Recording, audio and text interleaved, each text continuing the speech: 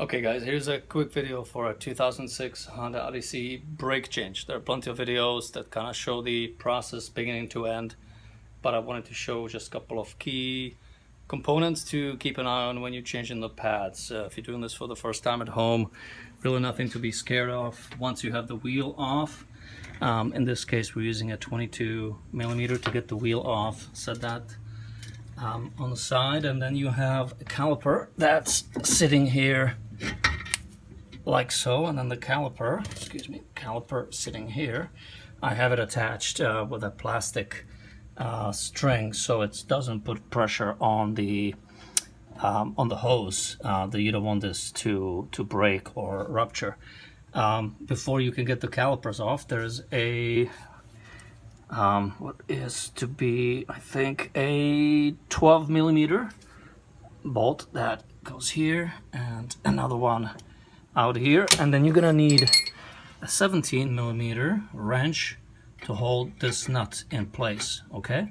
Otherwise this will keep slipping and you won't be able to loosen it up. So 17mm here, 12mm from the other side.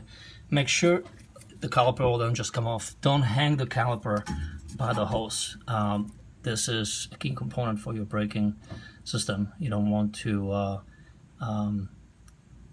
either break either of these connections or this plastic. So I recommend hanging it. There are multiple ways to do this. You can use an old hanger to get that done. Once you have the caliper off, you're gonna need to use. You can either use a screwdriver to remove the old pad. One sits in here like this, and the other one's on the other side. It may be difficult to wiggle that off by hand, so you can just get a screwdriver there and force it to come off. You will get a replacement pad. Make sure that you're matching them up, and the box is going to come with a pair left, right, for both sides. And you just need to make sure that you match them up before you put them on. So in this case, this is the one that was on the outer side. This is the replacement. This is the inner piece. Again, this is the replacement for that. One last tricky piece. If you want to, and you will have to push this caliper back in, that's going to be difficult to do unless you loosen up. If you open up the brake fluid reservoir, which is right here. I've taken the cover off, the top off, and you're gonna need to do that in order to alleviate the pressure that's built in inherently in the system.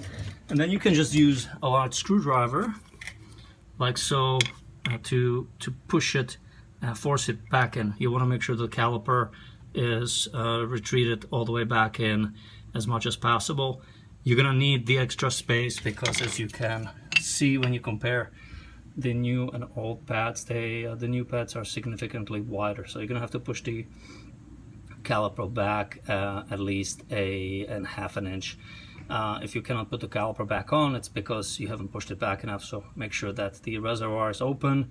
If it's already pretty full, you may want to siphon off some of the fluid from the reservoir before you do that, or put some towel or paper towels around that to catch the brake fluid. The brake fluid is highly corrosive, and you don't want the brake fluid to get on your engine or anywhere else in the system. It will break down the hoses.